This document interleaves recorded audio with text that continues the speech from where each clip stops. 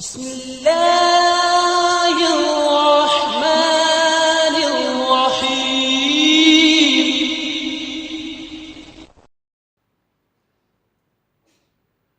محترم صدر اجلاس،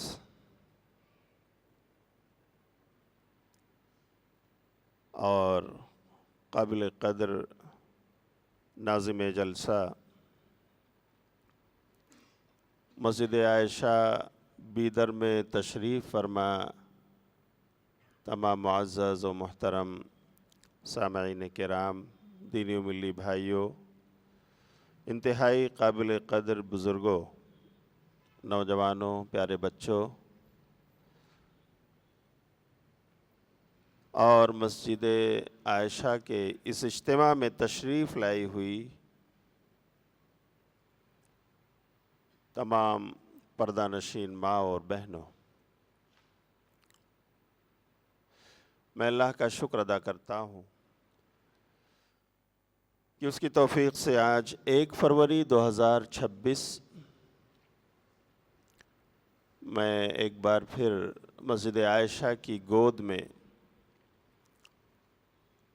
اپنے اہل ایمان بھائی اور بہنوں کے بیچ اپنے آپ کو پا رہا ہوں۔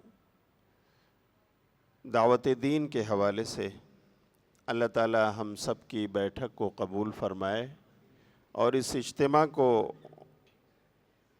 ہم سب کے لیے اللہ تعالی فائدہ مند بنائے۔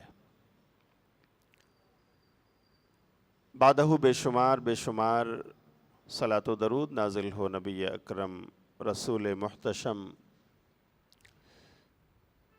نبی عرب و عجم حضرت محمد الرسول اللہ صلی اللہ علیہ وسلم پر، جن کے ذریعہ ہمیں کتاب ہدایت ملی، جنت کا راستہ ملا،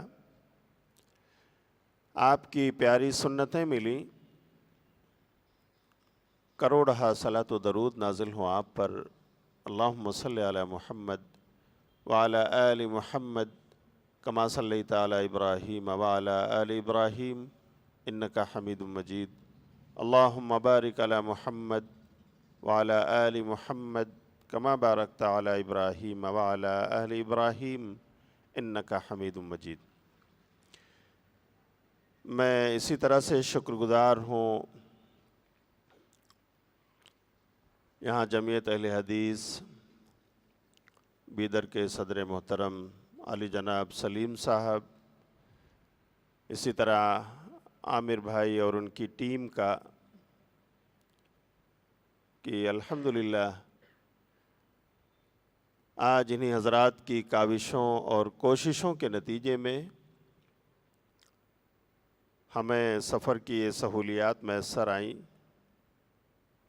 اور آپ ہی لوگوں کی محنت کے صلے میں آج الحمدللہ عوام الناس کو اس خطاب عام کی دعوت ملی۔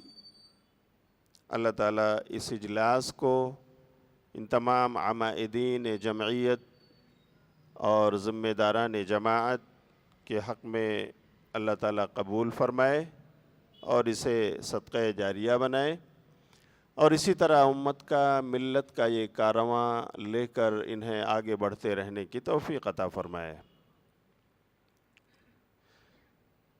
مجھے یاد ہے کہ ابھی کچھ مہینوں پہلے، غالباً 8-9 مہینے ہو رہے ہیں، میں آپ کے بیچ ایک ورکشاپ کے حوالے سے آیا تھا، اور پیارے نبی صلی اللہ علیہ وسلم کی نماز، اس کا طریقہ، اس حوالے سے کچھ باتیں آپ سے ہوئی تھی۔ آج استقبال رمضان کا تھیم آپ کے ذمہ داران نے رکھا ہے، اور مناسبت یہی ہے کہ یہ ماہ مبارک ہم اس کی طرف جستہ جستہ بڑھ رہے ہیں،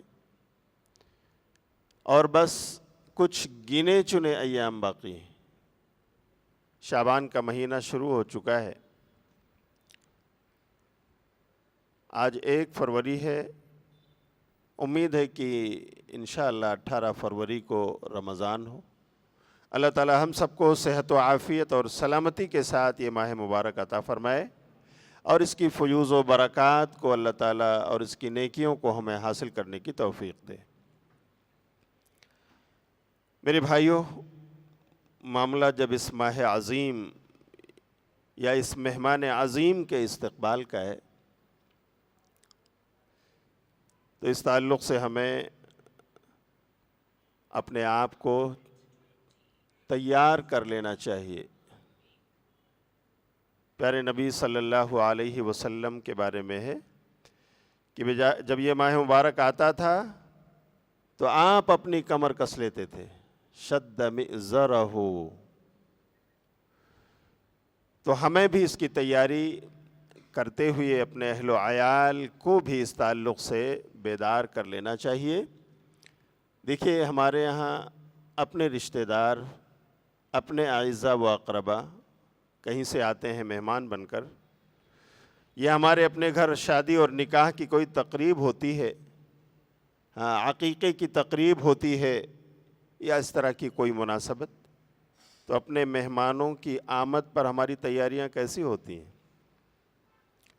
ہم اپنے در و دیوار پر نظر ڈالتے ہیں کہ یہ قابل اصلاح ہیں تو انہیں رنگ و روغن کی ضرورت ہے۔ ہمارے گھر کی ضروریات جو مہمانوں کی ہیں اسے مہیا کیا جائے۔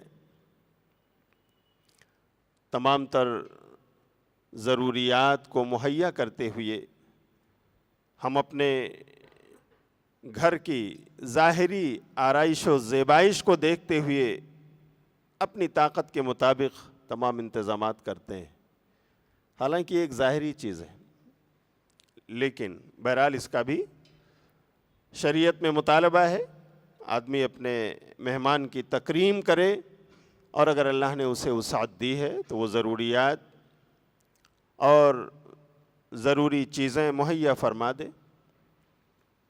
لیکن یہاں جس مہمان کی ہمیں آمد کا انتظار ہے، یا جس مہمان کے استقبال کے لیے ہم اپنے آپ کو تیار کر رہے ہیں، وہ دراصل ہمارے در و دیوار ہی کی صفائی نہیں، بلکہ ہمارے دل کی صفائی کا تقاضا کرتا ہے کہ ہم اپنا یہ دل دیکھ لیں، اس کے در و دیوار میں کہاں کہاں زنگ لگا ہوا ہے اسے صاف کر لیں، برش اپ کر لیں،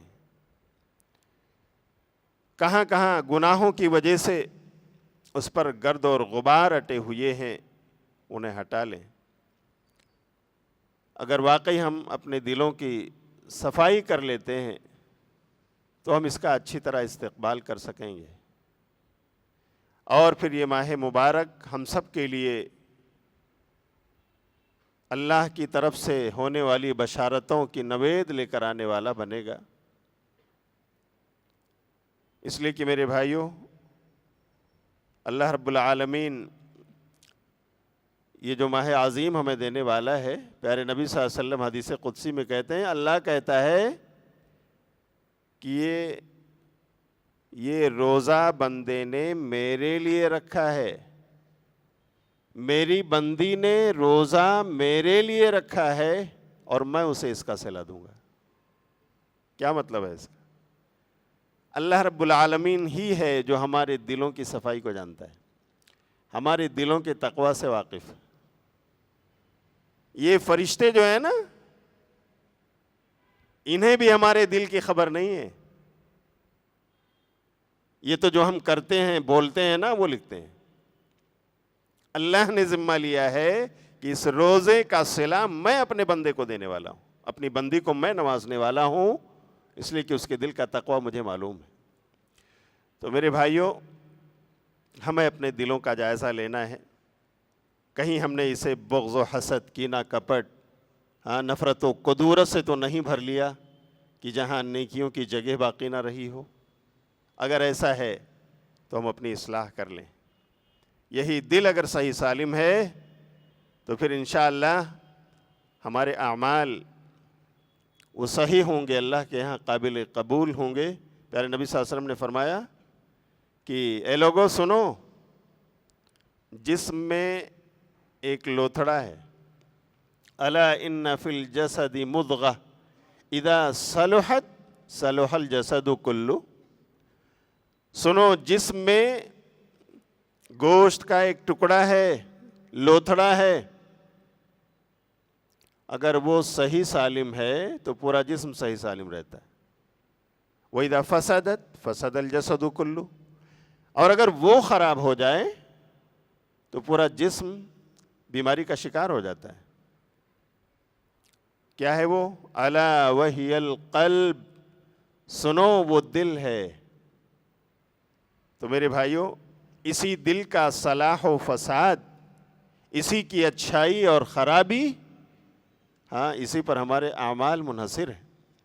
گویا یہ آنے والا ماہ مبارک، یہ آنے والا مہمان ہمارے دلوں کی صفائی کا تقاضا کر رہا ہے کہ اے بندے مومن، تو اگر ماہ مبارک کا منتظر ہے تو دیکھ، تو اپنے دل کی اصلاح کر لے، اور پھر تجھے ایمان کی حلاوت نصیب ہوگی، ایمان کی چاشنی تو پا سکے گا.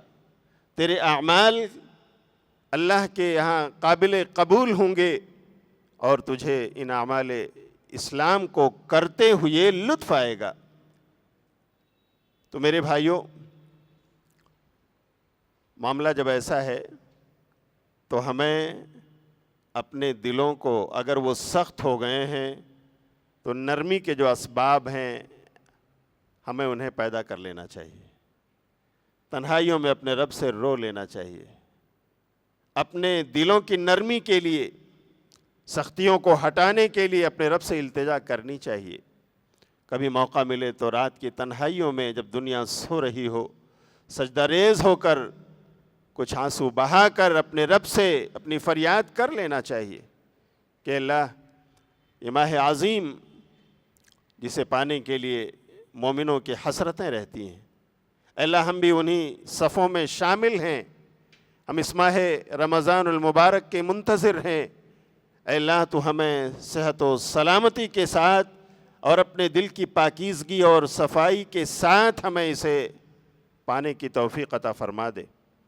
میرے بھائیوں، اگر ہم اس ماہ عظیم کا استقبال کرنے جا رہے ہیں تو چند باتیں، رمضان آنے کو ابھی تقریباً 2 ہفتہ ہے، ان کا خیال ہمیں کرنا چاہیے. یا یوں کہہ لیجئے کہ 1-2 مسئلے ہیں جن کی یاد دہانی شاید ہمارے لیے مفید ہو. پہلا مسئلہ تو یہ ہے کہ ہو سکتا ہے ہم بھائیوں میں سے یا ہماری بہنوں میں سے کچھ لوگوں کے پچھلے رمضان کے روزے چھوٹ گئے ہوں. کبھی انسان رمضان پاتا ہے لیکن اللہ کی طرف سے نوشتہ تقدیر میں ہے بیماری آ گئی، آدمی بیمار ہو گیا، اور بیماری کی حالت میں روزے کو توڑنا چھوڑنا جائز ہے. یا آدمی سفر پہ نکلا، بامشقت سفر ہے، اسلام نے رخصت دیا ہے کہ ٹھیک ہے یہ روزے مت رکھیے، بعد میں مکمل کر لیجئے.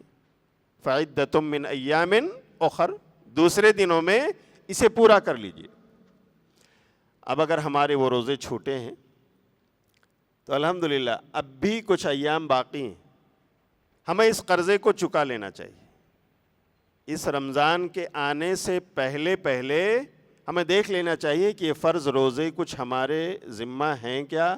ہاں تو بس چلیے کل سے تیاری، ہم سحری کریں گے، اپنے روزے مکمل کر لیں گے.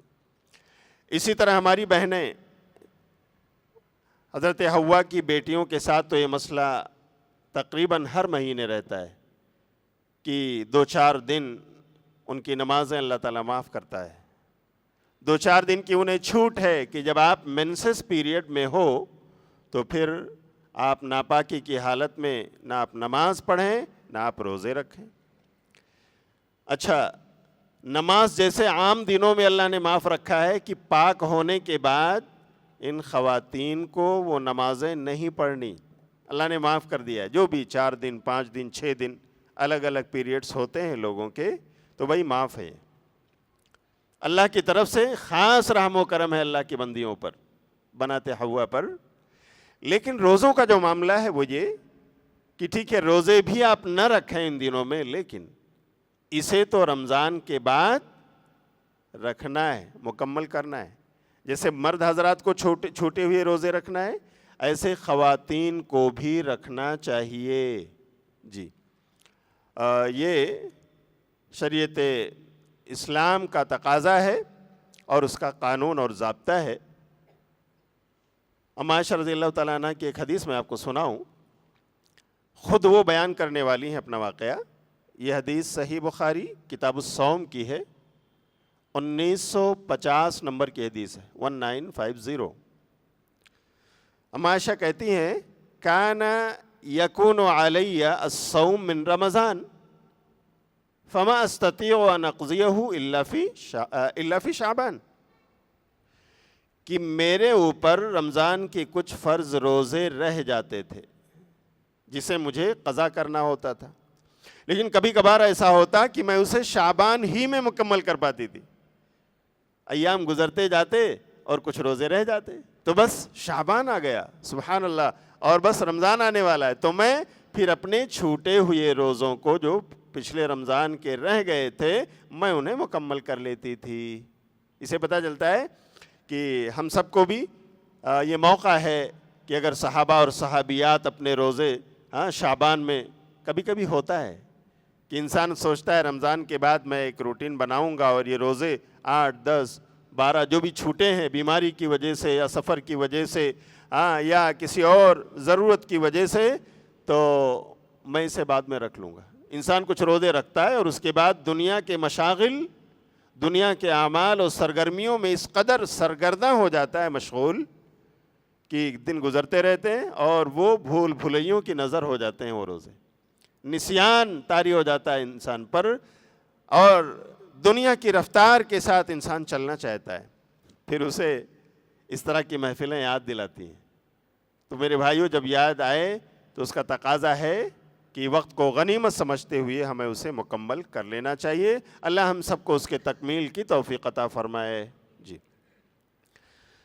دوسرا مسئلہ یہ ہے کہ کبھی کبھار یہ دیکھا جاتا ہے کہ بعض بھائی کہتے ہیں کہ رمضان آ رہا ہے، مجھے استقبال کرنا ہے رمضان کا، تو چونکہ رمضان یہ روزوں کا مہینہ ہے اس لیے میں روزہ رکھ کر اس کا استقبال کروں گا کہ رمضان تیری آمد مبارک ہو، تو روزے کا مہینہ ہے تو میں روزہ ہوں اور تیرا استقبال کر رہا ہوں۔ تو میرے بھائیو، اس کا کیا حکم ہے؟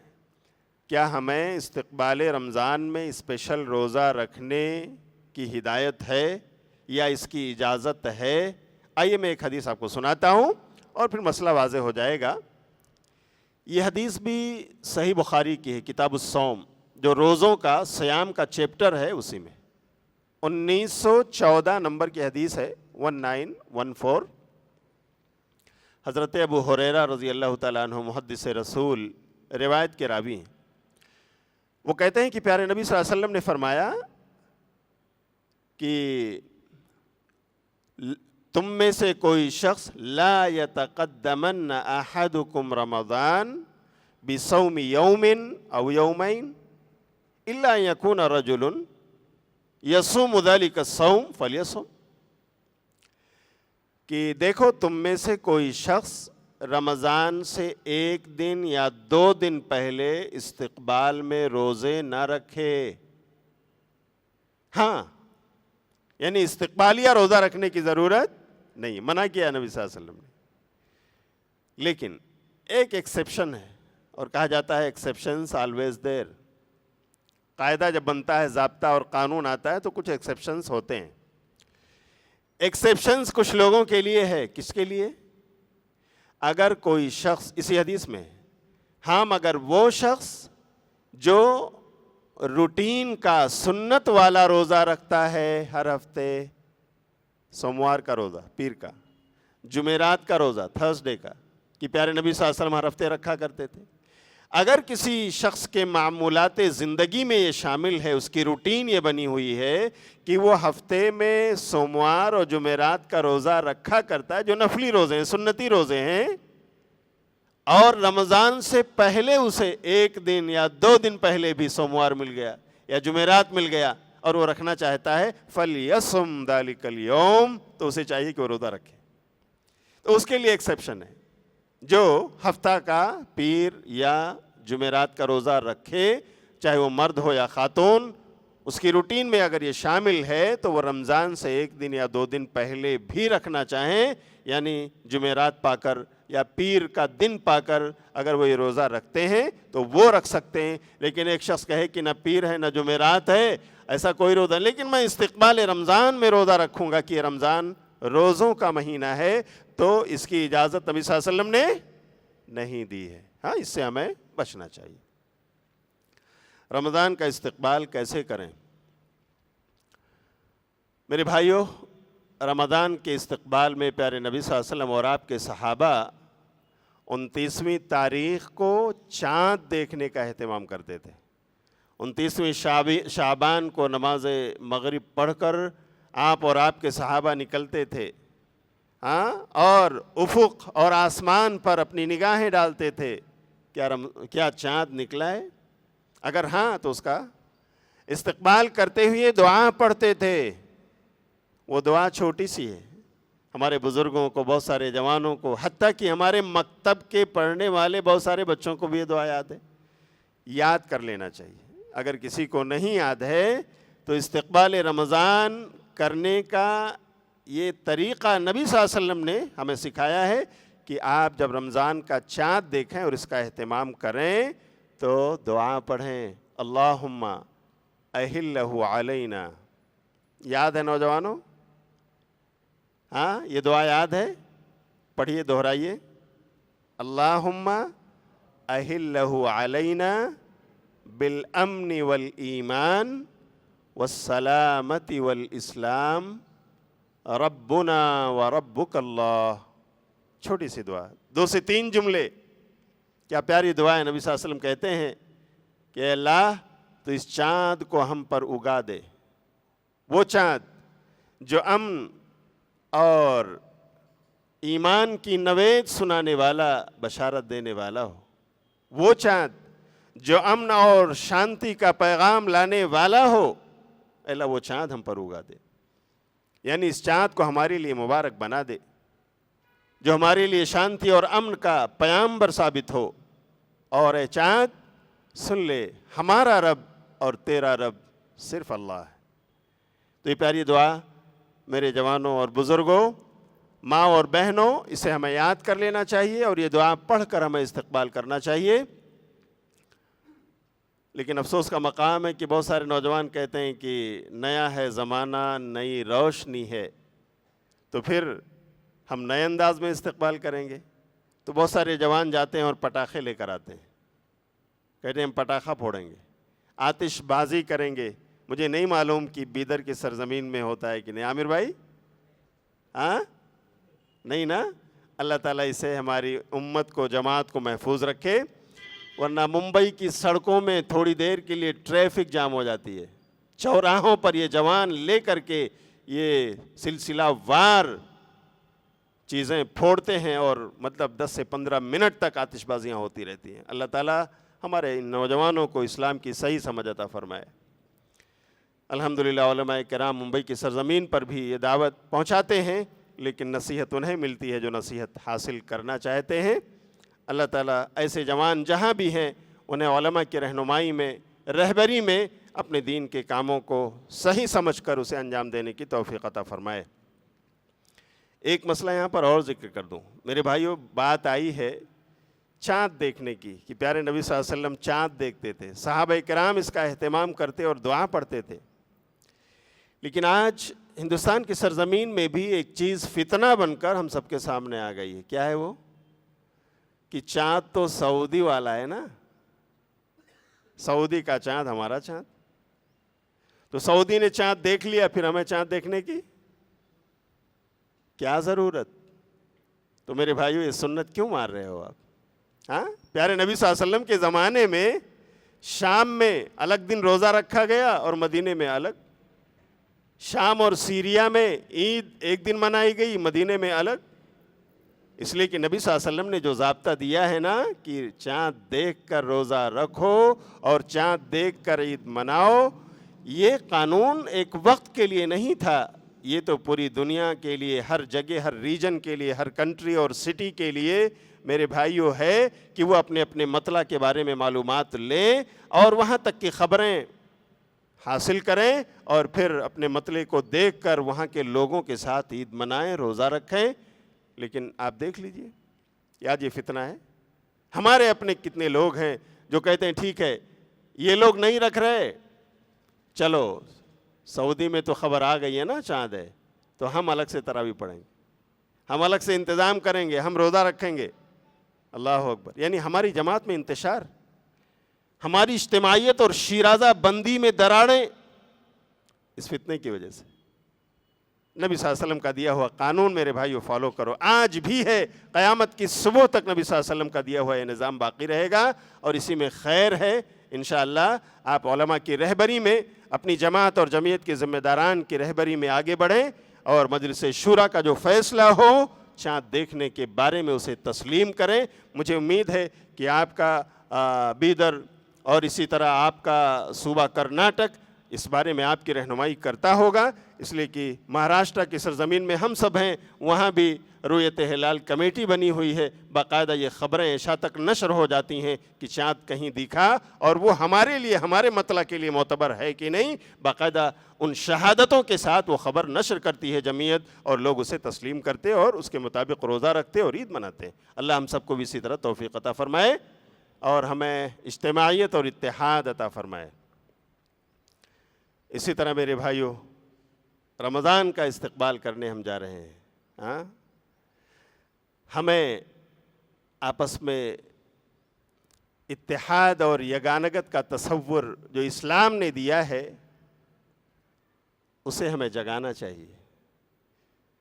ہم سب ایک عقیدے کے، ہم مانتے ہیں کہ ہمارا رب ایک، معبود برحق ایک، ہمارا قبلہ و کعبہ ایک، ہمارے رسول خاتم النبیین ایک، اور یہ تمام چیزیں جب ایک ہیں تو پھر میرے بھائیوں آخر تھوڑی تھوڑی چیزوں کے لیے ہماری اجتماعیت میں دراڑیں کیوں، اختلافات کیوں؟ قربان کیجیے امت کے لیے، ملت کے لیے، اپنے فائدے، اپنے ذاتی فائدے کی قربانی امت کے لیے، ملت کے لیے اگر آپ دیتے ہیں، آپ انشاءاللہ رب العالمین کی نظر میں ایک عظیم انسان ہوں گے۔ اللہ کو قربانی بہت پسند ہے، لیکن اگر اختلافات کا شکار ہم رہیں گے، ہماری اجتماعیت اور شیرازہ بندی ڈاواڈول رہے گی، ڈس بیلنس رہے گی، تو میرے بھائیو برکتیں اٹھ جائیں گی۔ واللہ برکتیں ہماری زندگیوں سے، ہمارے گھروں سے، ہمارے جماعتوں سے اٹھ جائیں گی اگر ہمارے سینوں میں کدورت ہے، نفرت ہے، بغض ہے، حسد ہے، کینہ اور کپٹ ہے۔ اللہ کی ہماری عبادتیں آپ خیر منائیے اس کی۔ اتنا بڑا نقصان ہے کہ اگر میں رمضان کے حوالے سے بات کروں تو میرے بھائیوں، پیارے نبی صلی اللہ علیہ وسلم کی حدیث صحیح مسلم کی ہے کہ آپ صلی اللہ علیہ وسلم خود شب قدر کے بارے میں بتانے آ رہے تھے اپنے صحابہ کو کہ اللہ نے مجھے بتا دیا ہے شب قدر فلاں رات ہے۔ کیا ہوا؟ راستے میں آتے ہوئے مسجد پہنچنے سے پہلے فَتَلَاحَ رَجُلَانِ مِنَ الْمُسْلِمِينَ، مسلمانوں کے دو آدمی آپس میں لڑ رہے تھے۔ پیارے نبی صلی اللہ علیہ وسلم نے دیکھا، ٹھہر گئے، کیا بات ہے بھائی، بولو کیا بات ہے، کیوں لڑ رہے ہو، کیوں یہ اختلاف؟ آخر آپ صلی اللہ علیہ وسلم ان کا فیصلہ کرنے اور ان کے مقدمے کو چکانے کے لیے رک گئے، معاملہ رفع دفع ہو گیا۔ اس کے بعد آپ مسجد آتے ہیں اور مسجد آنے کے بعد کھڑے ہوتے ہیں کہ صحابہ کو بتا دوں، تو آپ صلی اللہ علیہ وسلم کہتے ہیں کہ میرے صحابہ، میں آ رہا تھا کہ آپ کو شب قدر کے بارے میں بتا دوں کہ فلاں رات ہے، فَنُسِیتُ یا نسیتُ، بعض روایات میں ہے فَرُفِعَ، مجھ سے یہ علم اٹھا لیا گیا، میں بھول گیا۔ دو لوگ لڑ رہے تھے اپنے میں سے، میں ان کا فیصلہ کرنے لگا اور اسی درمیان یہ علم مجھ سے چلا گیا۔ وَلَعَلَّ فِيهَا خَيْرٌ، اور شاید اس میں تمہارے لیے بھلائی ہو، تو تم پھر طاق راتوں میں، آخری دہے کی طاق راتوں میں اسے تلاش کرو۔ میں آپ سے پوچھتا ہوں میرے بھائیوں، ایک چھوٹے سے اختلاف کی یہ مثال ہے، دو آدمیوں کی جھڑپ، آپسی تو میں، نبی وہاں رکے اور دیکھیے اتنے بڑے خیر کی رات جو بالکل متعین اللہ کی طرف سے نبی کو اس کا علم آ گیا تھا، لیکن بس اختلاف کی وجہ سے وہ خیر کی رات بالضبط جو تھی، اب ہمارے درمیان وہ خیر اس انداز میں نہیں، ہمیں ڈھونڈنا ہے 5 تاقراتوں میں۔ اللہ تعالی ہم سب کو آنے والے رمضان میں عطا فرمائے۔ تو میرے بھائیوں، یہ اختلافات سراپا زحمت ہیں، اللہ کی قسم اس میں کہیں دور دور تک رحمت کا نام و نشان نہیں ہے، اس لیے اجتماعیت کا ثبوت دیجیے۔ کہیں تھوڑا سا اوپینین کا اختلاف ہو گیا کہ ہمارے ایک ذمہ دار کا مشورہ یہ ہے، میرا مشورہ یہ ہے، فلاں کا مشورہ یہ ہے، تو اس میں دیکھ لیجئے، اس کے پازیٹیو نیگیٹو کو جانچ لیجئے، اور کوئی آپ کا ذمہ دار کہہ رہا ہے کہ یہ مشورہ اس میں مثبت زیادہ ہے، منفی کم ہے، پازیٹیو زیادہ ہے، نیگیٹو کم ہے، اسے تسلیم کر لیتے ہیں تو کوئی بات نہیں، اپنے مشورے کی قربانی دے دیجئے۔ آپ عظیم ہیں اپنے ذمہ دار کی نظر میں بھی اور انشاءاللہ اللہ کی نظر میں بھی، جماعت اور جمعیت کی نگاہیں بھی آپ کی طرف اٹھیں گی تو آپ کی عظمت کا خیال کریں گی، آپ کے مشوروں کا احترام کریں گی اور آپ کی قدر کریں گی، اور انشاءاللہ اللہ تعالیٰ کے یہاں بھی اس کی قدر ہوگی۔ اور اس طرح سے اتحاد کے ساتھ اگر آگے بڑھیں گے تو میرے بھائیوں یہ سراپا خیر ہے۔ اللہ تعالیٰ ہم سب کو اجتماعیت اور اتحاد عطا فرمائے جو اسلام میں مطلوب ہے۔ رمضان کا استقبال کرنا ہے۔ رمضان میرے بھائیوں یہ نزول قرآن کا مہینہ ہے، اس تعلق سے شاید سال بھر ہمارا ربط و ضبط قرآن سے رہا۔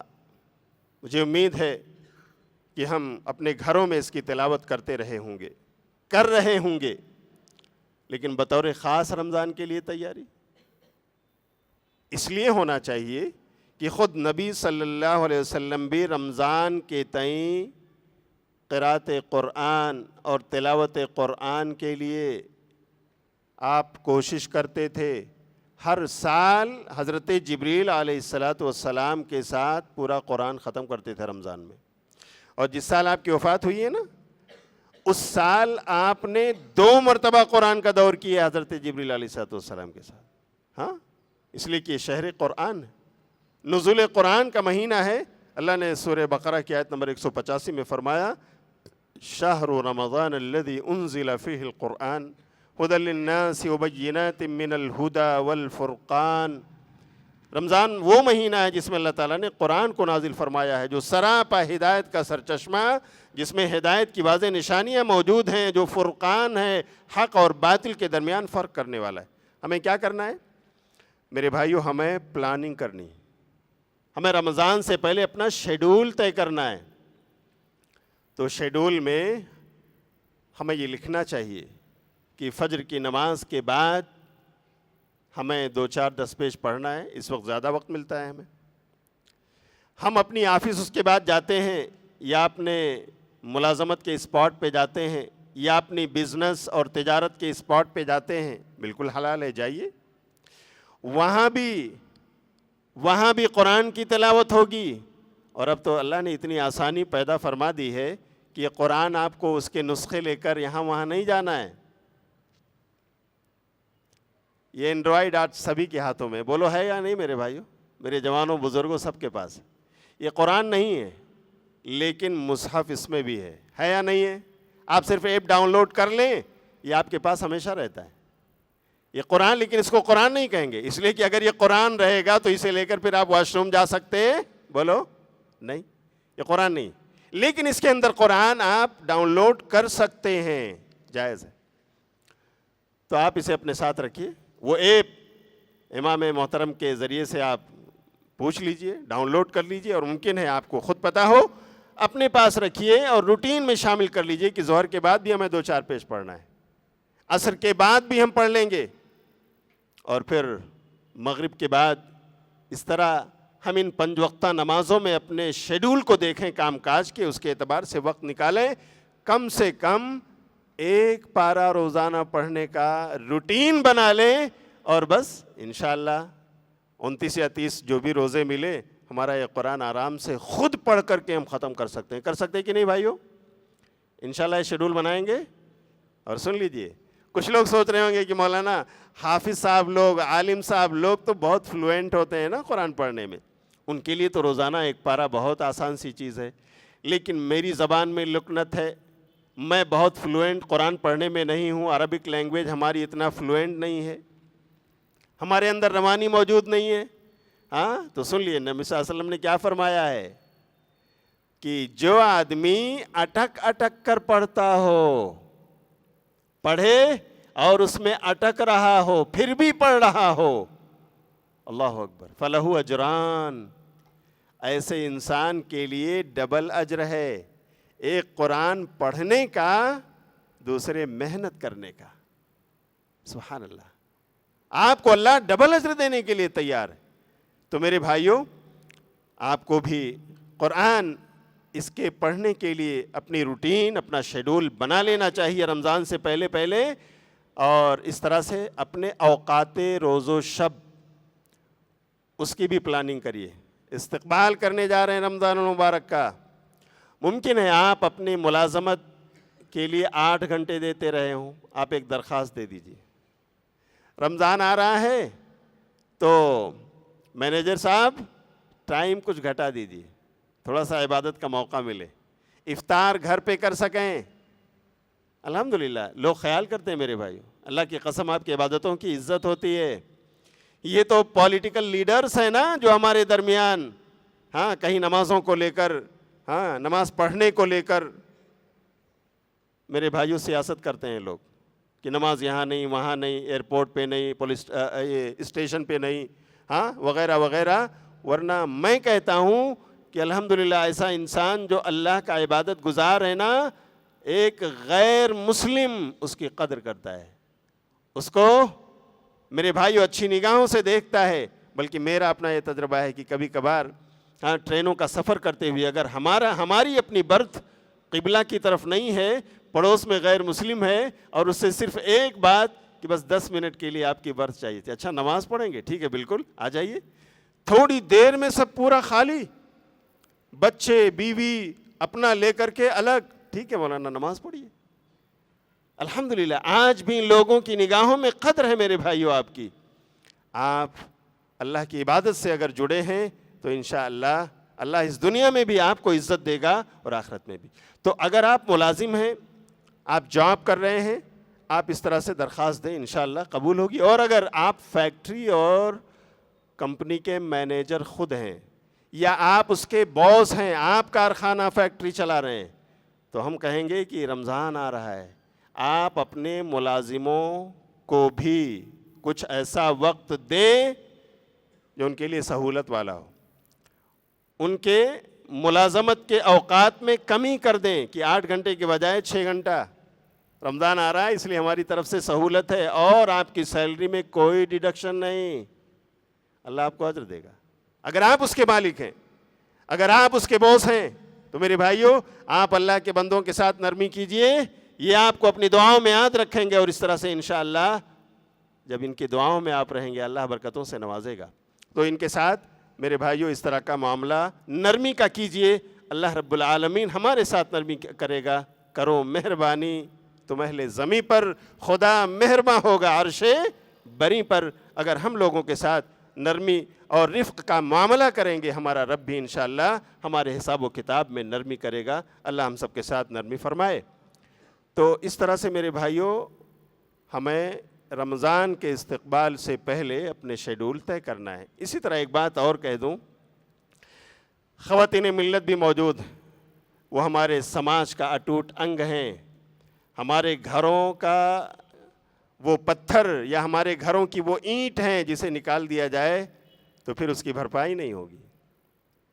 سماج کی چلتی ہوئی گاڑی کا وہ ویل ہیں کہ اگر اسے نکال دیا جائے تو یہ سماج کی چلتی ہوئی گاڑی ڈس بیلنس ہو جائے گی۔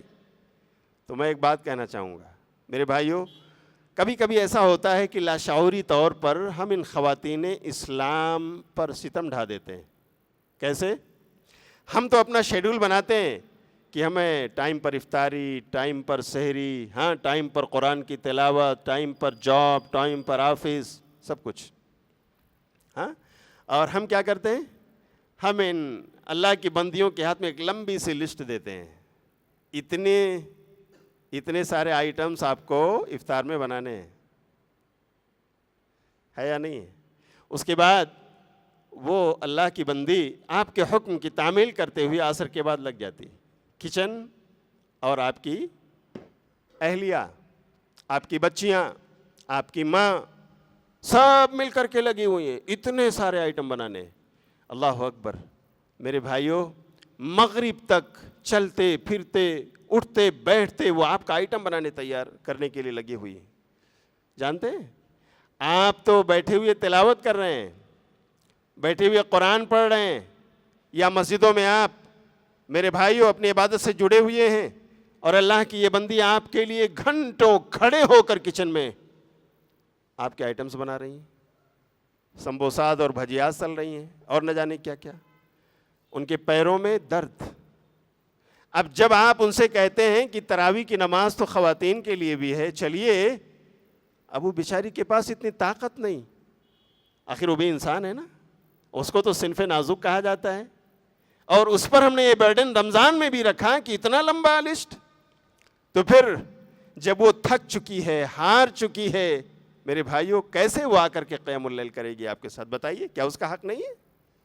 میرے بھائی یقیناً اس کا حق، اور ہماری مسجدیں ان کا حق یہ دے رہی ہیں، ان خواتین کے لیے بھی قیام اللیل کا انتظام کر رہی ہیں ہماری مسجدیں، لیکن ہم کبھی ان کے ساتھ یہ نرمی نہیں کر پاتے، تو وہ بیچاریاں کچن میں لگ کر کے پھر نڈھال ہو جاتی ہیں، ان میں ہمت اور طاقت باقی نہیں رہتی کہ جا کر قیام اللیل اور یہ 8 رکعت نمازیں امام کے ساتھ پڑھ سکیں یا خلاصہ قرآن سن سکیں۔ تو اللہ کے لیے نرمی کیجیے، آپ ان کے لیے بھی ایک محدود لسٹ دیجئے کہ ہمیں کیا کیا کرنا ہے، اور کچھ آپ باہر سے لا سکتے ہیں تو مدد کیجئے ان کی کہ ٹھیک ہے میں آفس سے آتے ہوئے، جاب اسپاٹ سے آتے ہوئے میں لے کر کے آؤں گا یہ فروٹس وغیرہ یہ چیزیں، اور بس محدود چیز ہو تاکہ تمہیں بھی قیام اللیل کا لطف آئے، تم بھی اچھی طرح سے کھڑے ہو کر، کیونکہ اس عبادت کا نام ہی قیام ہے، قیام اللیل ہے، صلاۃ اللیل ہے۔ ہم نے تراویح یہ بعد میں تابعین اور تبع تابعین کے زمانے میں یہ نام آیا ہے، ورنہ اللہ کے رسول کی حدیث میں اس کا نام قیام ہے، اس کا نام صلاۃ ہے، اس کا نام تہجد ہے۔ تو میرے بھائیوں جب کھڑے ہو کر اسے پڑھنا ہے تو کھڑے ہو کر پڑھنے کے لیے ظاہر سی بات ہے عافیت اور آرام چاہیے، اور یہ ہم انہیں اگر پہنچاتے ہیں تو انشاءاللہ ہم ان کے ساتھ نرمی کرتے ہیں، انہیں اس عبادت کا لطف ہمیں حاصل کرنے کا موقع دیتے ہیں، تو انشاءاللہ ان کی دعاؤں میں بھی ہم رہیں گے۔ ہاں، اللہ کی یہ بندیاں ہمیں یاد رکھیں گی کہ ہمارا شوہر، ہمارا ہسبینڈ بڑا شفیق، بڑا مہربان، بڑے نرم دل ہیں، وہ ہمارے ساتھ بھی نرمی کرتے ہیں۔ یہی ساری چیزیں ہیں میرے بھائیوں جس کی وجہ سے ہمارے بیوی بچوں کے دلوں میں ہم رہتے ہیں، ہاں، اور یہی چیز میرے بھائیوں انہیں ہماری فرما برداری کرنے پر آمادہ کرتی ہے، اور اللہ کی فرما برداری پر بھی۔ تو اللہ تعالی ہمیں ان کا بھی خیال کرنے کی توفیق عطا فرمائے۔ پیارے نبی صلی اللہ علیہ وسلم کے بارے میں ہے کہ خود وہ رات کو جاگتے عبادت کرتے، احیا لیلہ، اور اسی طرح سے اپنے اہل و عیال کو بھی جگاتے تھے، بیدار کر دیتے۔ تو اپنی راتوں کو عبادت میں صرف خود آپ ہی نہیں بلکہ اپنے گھر والوں کو بھی شامل رکھیں، اور ظاہر بات ہے جب انہیں شامل کریں گے تو انہیں بھی ویسی راحت، ویسا آرام چاہیے جس کے لیے وہ نماز اور دوسری عبادتوں کے لیے اپنے آپ کو چاق و چوبند پائیں۔ امید کرتا ہوں کہ آپ لوگ ان اللہ کی بندیوں کا بھی خیال رکھیں گے انشاءاللہ۔ رمضان کا استقبال ہم کرنے جا رہے ہیں میرے بھائیوں، وہ عظیم عبادت جسے ہم روزہ کہتے ہیں، وہ روزہ اللہ کے ہاں تبھی مقبول ہوگا جب ہم گناہوں سے اپنے آپ کو بچائیں گے، نافرمانی کے کاموں سے بچیں گے۔ لوگ کیا سمجھتے ہیں، میں تو صبح سے شام تک بھوکا ہوں اور میں روزے سے ہوں، لیکن میرے بھائیوں بزنس اسپاٹ میں انشاءاللہ 5 سے 10 منٹ کے اندر ختم کروں گا، کیونکہ آج مجھے لگتا ہے کہ شاید کچھ اور بھی دوپہر کا ٹائم ہے، عام طور سے پروگرام شام میں ہوا کرتے ہیں، آپ کے لیے کہیں اور جانے کا ٹائم ہو تو آپ جا سکتے ہیں، بہت لمبا اور طول دینا مناسب نہیں ہے۔ میں آپ سے یہ کہہ رہا تھا کہ روزے میں جو ہم ٹریننگ لے رہے ہیں نا، اللہ رب العالمین نے ہم سب کو یہ ٹریننگ کیمپ کے طور پر دیا ہے یہ مہینہ، تاکہ اس کی چھاپ رمضان کے بعد 11 مہینوں تک رہے۔ ہمیں ٹریننگ کرنا ہے، قرآن پڑھنا ہے، ٹریننگ کرنا ہے، تاکہ رمضان کے بعد بھی یہ قرآن اور اس کی تلاوت سے ہم جڑے رہیں۔ ایسا نہ ہو کہ رمضان گیا تو رمضان کے بعد ہم نے جزدان سلائے، غلاف بنوائے، یا پرانا غلاف اٹھایا اور ہم نے اس کے اندر اس کو رکھا، لپیٹا اور کہا اس کو اونچی الماری پر رکھ دو، پھر دیکھیں گے رمضان آئے گا تو۔ غلط ہے یہ میرے بھائی، غلط ہے، ایسا نہیں ہونا چاہیے۔ ایک مسلمان کی شان نہیں ہے یہ۔ آج دیکھیے یہ موبائل کبھی بھی اس پر گرد و غبار اٹھتا ہے؟ نہیں اٹھتا ہے، لیکن اللہ کا قرآن میرے بھائیو اس قدر ہم اس کو رمضان کے بعد فراموش کر دیتے ہیں۔ سب کی بات نہیں کر رہا ہوں، کچھ لوگوں کی، کچھ بھائی کچھ بہن ایسے ہیں کہ بس رکھ دو، رمضان آئے گا تب پڑھیں گے۔ نہیں، یہ نا انصافی ہے۔ اللہ رب العالمین نے یہ نیکی کا عظیم تحفہ ہمیں دیا ہے، سال بھر ہمیں نیکیاں کمانا ہے، اور ایک ایک حرف پر میرے بھائیوں نے کہ ایک ایک حرف پر نبی کی حدیث میں یاد کرا دوں، یاد دلا دوں، تازہ کر دوں آپ کے ذہنوں میں، کہ پیارے نبی صلی اللہ علیہ وسلم کہتے ہیں، جامع ترمذی کی روایت ہے، غالباً 2910 نمبر کی حدیث ہے، من قرأ حرفا من کتاب اللہ فلہ بہ حسنہ، کہ جس نے اللہ کی کتاب کا ایک بھی حرف پڑھا اس کے لیے نیکی ہے۔ والحسنۃ بعشر امثالہا، کتنی ہے یہ نیکی؟ 10 گنا تک ہے۔ پھر نبی صلی اللہ علیہ وسلم کہتے ہیں، لا اقول الف لام میم حرف، کہ میں نہیں کہتا ہوں کہ جس نے الف لام میم پڑھا اس نے ایک حرف پڑھا، بلکہ میں کہتا ہوں الف حرف ولام حرف ومیم حرف، کہ اگر کسی نے پڑھا اعوذ باللہ من الشیطان الرجیم بسم اللہ الرحمن الرحیم الف لام میم، تو اس نے الف ایک حرف، لام دوسرا حرف اور میم تیسرا حرف، یعنی 3 حرف اس نے پڑھے۔ اس کا مطلب یہ ہوا کہ کم سے کم کتنے ثواب اس نے درج کروا لیے؟ 30 ثواب تو مل گئے۔ اب آپ اندازہ کریں کہ روزانہ اگر آدھا پارہ، ایک پارہ قرآن ہم پڑھ لیتے ہیں تو لا تعداد نیکیاں۔ میرے بھائی اسے شمار کرنے کے لیے آپ کو کیلکولیٹر لے کر بیٹھنا پڑے گا، کتنے حروف اور کتنی نیکیاں ہوئیں، لا تعداد۔ آپ اندازہ کر لیں تو اس کے ساتھ اگر ہمارا برتاؤ یہ ہے کہ رمضان کے بعد دستانوں میں لپیٹ کر ہم اسے رکھ دیں، تو یہ اللہ کے قرآن کے ساتھ ناانصافی ہے۔ یہ تو وہ قرآن ہے جس کے ساتھ ہمارا تعلق پورے سال ہونا چاہیے، پڑھنے کے ساتھ، سمجھنے کے ساتھ اور اس پر عمل کرنے کے ساتھ۔ اللہ ہم سب کو پڑھنے، سمجھنے اور عمل کرنے کی توفیق عطا فرمائے۔ اور میں آخری بات جو کہنا چاہتا تھا کہ میرے بھائیوں، روزہ ٹریننگ دینے کے لیے آ رہا ہے۔ ہمیں صرف بھوک اور پیاس کی ٹریننگ نہیں کرنا ہے۔ اللہ تعالیٰ کو ہمیں بھوک اور پیاس کی کوئی ضرورت، بولو ہے بھائیو؟ اللہ کیا کرے گا ہماری بھوک اور پیاس کو لے کر؟ وہ تو چاہتا ہے کہ ہمارے بندے اپنے نفس کو ماریں۔